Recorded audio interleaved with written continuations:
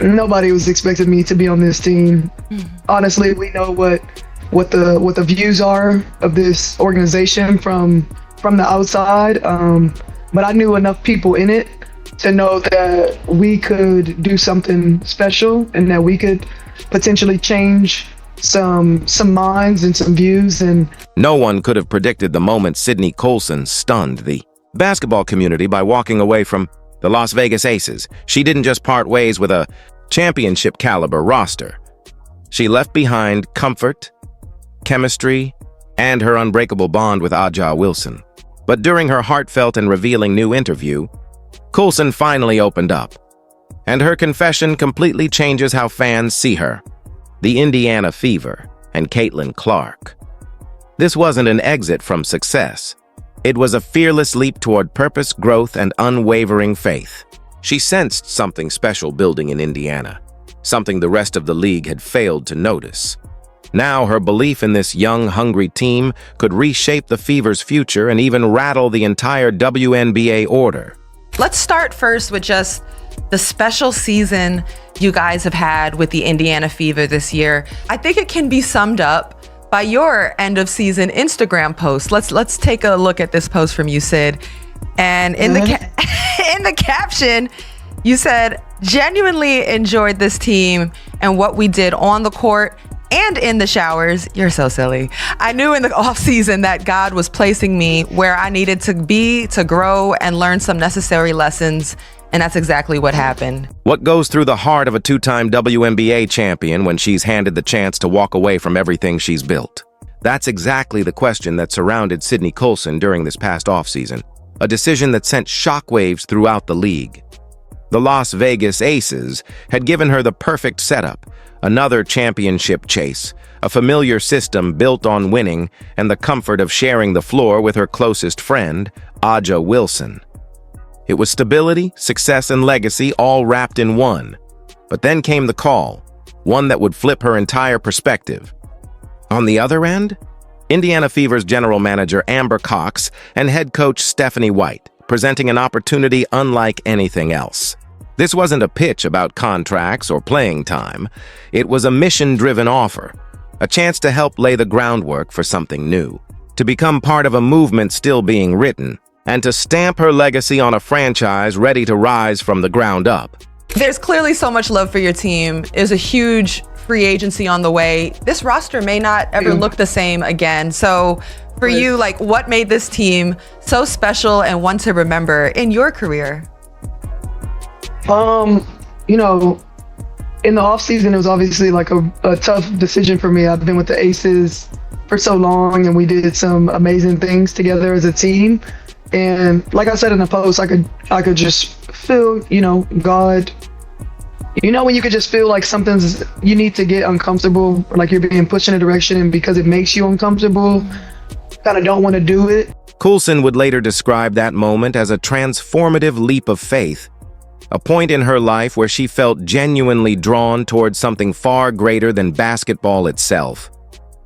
She believed Indiana was exactly where she was meant to be, a space built for personal growth, spiritual strength, and self-discovery, where every obstacle would carry a deeper lesson.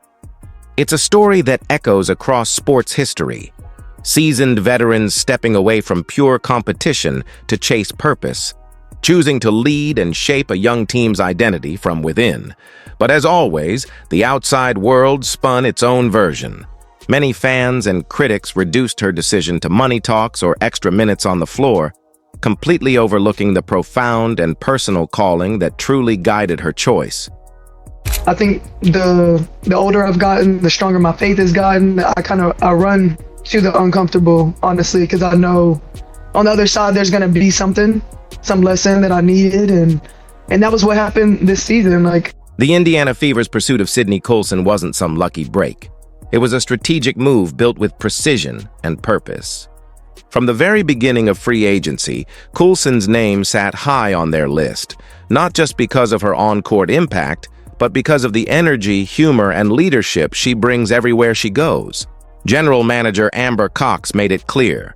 They needed a veteran presence who could guide a young, ambitious roster while keeping the team chemistry vibrant and grounded. To the Fever, Colson represented far more than just another signing.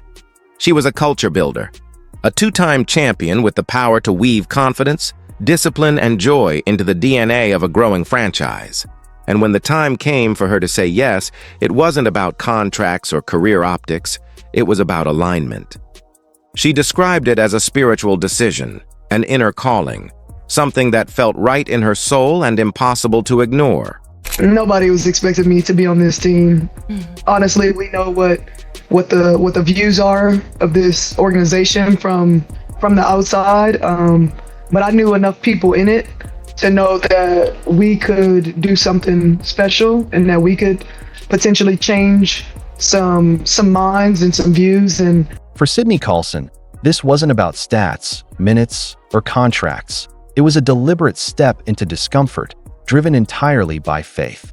She viewed it as a rare opportunity to shift perceptions about the Indiana Fever and help build something truly meaningful from the ground up.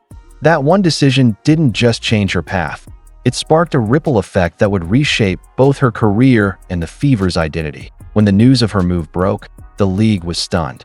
This wasn't just another free agent switching jerseys. This was Aya Wilson's best friend and a key piece of the Aces championship culture, walking away from the dynasty she helped nurture. Her departure instantly stirred tension with the WNBA's old guard, challenging the league's established order. Of course, stepping into the spotlight also meant facing critics and trolls. When asked how she handles the hate, Colson's response was classic: calm, confident, and unbothered. "Man, I just troll them back," she laughed. "There's nothing you can say that'll hurt my feelings. I don't even know you. Half of those accounts aren't even real people. For me to care, I'd have to respect your opinion, and that's just not the case." It was the perfect reflection of who Colson is: fearless, grounded, and completely in control of her own narrative. Many around the league. Sydney Colson's move was seen as more than a career choice. It was viewed as a quiet act of defiance. Her deep friendship with Aya Wilson, one of the faces of the WNBA's veteran elite, made her decision to join Caitlin Clark's young Indiana Fever squad feel like a symbolic break from the league's old hierarchy. Critics spun the narrative quickly that no seasoned player would want to team up with Clark, and that the Fever were still an undesirable landing spot. That storyline came with unspoken pressure, setting expectations for how Colson was supposed to act when she arrived, but she didn't play into any of that. Colson made it clear she couldn't care less about outsiders' opinions. "If I don't know you, I don't care what you say about my minutes or my points," she said. Half the time, those people asking for pictures are the same ones talking trash online. From day one in Indiana, Colson flipped the script. Instead of keeping her distance or offering polished PR lines, she greeted Caitlin Clark with genuine excitement and warmth. At her introductory press conference, she called the whole situation nuts and special, praising Clark for the economic spark she'd already brought to the city, noting that fans were traveling from out of state, even from overseas, just to watch her play. When later asked about their dynamic, Colson smiled and said it was really cool being on a team with her, seeing her in a different light and getting to know her sense of humor. That simple, authentic connection immediately shattered the anti-Clark narrative that had been circulating, by fully embracing Clark and the Fever's mission. Colson not only challenged the league's tired storyline, she established a foundation of unity and respect that would become essential to the team's growing chemistry. And in doing so, she earned a front-row seat to one of the most electrifying phenomena the WNBA has ever seen: the rise of Caitlin Clark.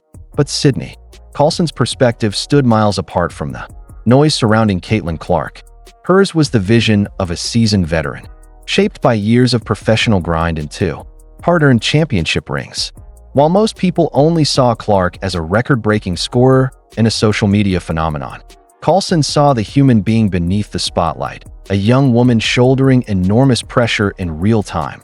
Through her own experience, Colson understood that the modern generation of stars like Caitlin Clark, Angel Reese, and Paige Buchers entered the league under circumstances unlike anything before: unprecedented fame, massive nil earnings, and nonstop media attention. That's an almost impossible load for any young athlete, especially when combined with the expectation to dominate instantly, lead a team, and represent an entire movement in women's sports. Colson called it cool to witness a lighter, more personal side of Clark, the jokes, the warmth, the curiosity behind the competitive edge. But she also recognized how mentally demanding Clark's situation truly was. The spotlight amplifies everything: the wins, the mistakes, even the silence. That's where veteran mentorship becomes crucial, and Colson slid into that role effortlessly, not by preaching, but by guiding. When Colson went down with an injury, she stayed engaged, constantly encouraging Clark to keep her voice strong. "Don't fade into the background," she'd remind her. "Even if you can't play, stay vocal. Stay connected. These moments matter." It was more than advice. It was Colson passing down the mindset that had carried her through her own battles: resilience, leadership, and faith in the bigger picture. When Colson spoke about being sidelined, her message carried real weight. Just because you're injured doesn't mean you stop leading. Don't let this season slip away simply because you can't play. Use it to grow, connect, and lead in new ways. So when Caitlin Clark's rookie year took an unexpected turn due to injury, Colson's role instantly evolved. Her impact was no longer defined by her minutes on the court. It became about presence, guidance, and emotional leadership. Injuries can isolate players, pulling them away from the heartbeat of the team, but Colson made sure that didn't happen. She knew Clark was navigating her first real setback, and that this was where her mindset, not her stats, would determine her growth. Colson had lived that reality herself, so she stepped in as both mentor and motivator. She encouraged Clark to stay mentally sharp and emotionally engaged, reminding her that leadership isn't just about scoring. It's about being visible, vocal, and steady when things get tough. She also noticed something deeper. Despite the frustration and setbacks, Clark began showing her lighter side, laughing, joking, and bonding more with teammates. That, Colson said, was the most important transformation. "That's the side people didn't get to see last season. The joyful, playful Caitlin," she shared. "I kept telling her, keep showing more of that. That's your strength too." Their conversations often circled back to one theme: leadership in adversity. Colson constantly reinforced that Clark's influence stretched far beyond her physical play. Her voice, her energy, and her example could still shape the team. To Colson, this wasn't a lost season. It was an essential chapter in Clark's evolution as both a player and a leader. Throughout the season, Sydney Colson's focus was never just on basketball, it was on people. She made it her mission to help Caitlin Clark strengthen her relationships within the team and continue growing as a leader, even from the sidelines. Colson recognized Clark's genuine drive to evolve, and she worked to help her channel that energy into connection and influence. That mentorship, centered on the intangibles like communication, empathy, and trust, became one of the defining storylines of the Fever's year. It proved that true leadership isn't always measured in points or assists, but in how you lift others when you can't physically contribute yourself, despite the chaos of injuries and lineup changes. The Fever accomplished something special. As Colson reflected, "For us to have only been together a few months, and not even fully healthy, what we did was incredible. The Commissioner's Cup Championship gave us confidence that we really could go all the way. And honestly, I think we would have, if we'd stayed healthy." When Clark went down, the season could have unraveled completely. Instead, it became a test of the culture Colson and the veterans were brought in to create, one grounded in unity, belief, and resilience. The Fever endured mounting losses, relentless media scrutiny, and constant lineup shuffling, but they refused to fracture. Inside that locker room, Colson's voice carried weight. Teammates repeatedly pointed to her as the calm within the storm, the one everyone trusted to keep them grounded and focused. And her secret weapon? Humor and authenticity. Colson leaned on both to hold the group together. She made the locker room a place where players could exhale, be themselves, and laugh through the pressure. Her approach wasn't about speeches or slogans. It was about creating psychological safety. The kind of atmosphere where teammates feel seen, valued, and connected. That bond became the team's hidden advantage. In a season that could have fallen apart, Colson's leadership turned adversity into glue, transforming struggle into the foundation of something far stronger than anyone outside the locker room could have imagined. When players feel genuinely supported by their teammates, everything changes. They take more risks, push through tougher moments, and find the courage to keep fighting even when things get messy. From the outside, everyone could see the wave of adversity the Fever faced that season. But inside the locker room, something special was happening. As Colson put it, "We just found a way. We've got a lot of personalities, a lot of joking around. So when tough times hit, we'd laugh, we'd joke, because honestly, some things you just can't control. You just pull each other closer." That sense of unity showed up in their play. The energy stayed positive. The chemistry stayed real. Then came the ultimate test of that culture: Colson's devastating torn ACL. Losing one of the team's emotional anchors could have easily broken the group's spirit. But instead, it revealed just how far they'd come. Rather than folding, the Fever rallied around her with the same humor and togetherness she had modeled all year. Teammates visited her, checked in constantly, and made sure she stayed part of the heartbeat of the team. Even the injured players refused to drift away. "We made it a point to still show up," Colson shared. "Be at practice, lend our voices, share advice. Just because you're not able-bodied doesn't mean you stop being a part of it." That mindset became the Fever's signature: resilience built on relationships. Humor wasn't just a coping mechanism. It was therapy, a glue that held the team together when everything could have fallen apart.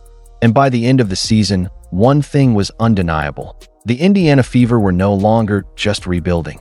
They were becoming a family, one forged through faith, laughter, and unbreakable connection. In Indiana, Sydney Colson found something she'd never truly had before: a platform that was completely her own. Her impact on the Fever went far beyond the locker room or anything you could measure in a box score. What she brought, her charisma, humor, and authenticity, became one of the team's greatest assets. In Las Vegas, she had been a vital part of a star-studded dynasty, blending into a lineup packed with talent and championship experience. But in Indiana, the spotlight shifted. She wasn't just a role player anymore. She became a central character in one of the WNBA's most captivating stories, standing right alongside Caitlin Clark as the league's newest cultural wave began to rise. That shift opened doors that had never existed before, and soon, the world noticed. "You're captivating, you're funny. You've become one of the faces of the league," a host told her. And it was true. Suddenly, Colson was appearing in national ad campaigns for brands like TJ Maxx, Ally, Dove, Kia, and DirecTV, even starring alongside icons like Diana Taurasi, Brianna Stewart, and Paige Buchers. Her sharp wit and natural charm made her a marketer's dream, a relatable star with the personality to connect with fans both inside and outside basketball. For Colson, though, none of this was calculated. "I'm just me everywhere I go," she said. "Authenticity will always get you where you're supposed to be, even if it's not exactly how you pictured it." Her rise reflected something bigger: the changing way people consume the WNBA. The modern fan wants connection, laughter, and real personalities, and Sydney Colson embodies all three. By being herself, she didn't just find her lane. She helped redefine what it means to be a face of the league. It all started when Carly and the WNBA media team pitched an idea to make Sydney Colson and TP the new faces of the league. What began as a creative experiment quickly evolved into a career-defining moment for Colson. Her sharp basketball IQ, quick wit, and one-of-a-kind humor turned her into a magnetic presence both on and off the court. That exposure led to more media appearances, commercials with legends like Diana Taurasi and Brianna Stewart, and even her own hit series, Unsupervised with TP. Through it all, Colson embraced her identity with refreshing honesty. "We love self-deprecating humor," she said. "We're totally okay with our paths in the WNBA. I love basketball, but it's not my everything. I'm a multifaceted person. Even if my career didn't go the way I imagined, I've been blessed to be in this league as long as I have. It's been a gift." So how did one bold move to Indiana unlock all these opportunities? By joining a team on the rise with massive national visibility, Colson placed herself right at the heart of the WNBA's next evolution. The Indiana Fever, powered by Caitlin Clark's arrival, became a cultural and economic phenomenon, and that momentum lifted everyone involved. Brands were eager to attach themselves to the wave of excitement surrounding the Fever, and Colson's authentic, hilarious, and relatable presence made her the perfect partner.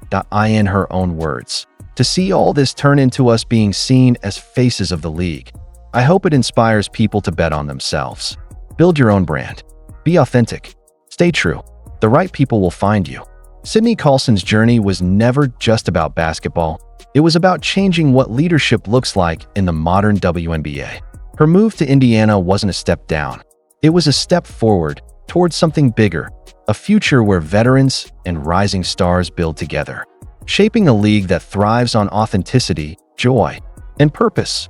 With Colson's leadership and Clark's generational talent, the Fever have become the blueprint for what's next, a sustainable model blending experience, energy, and heart.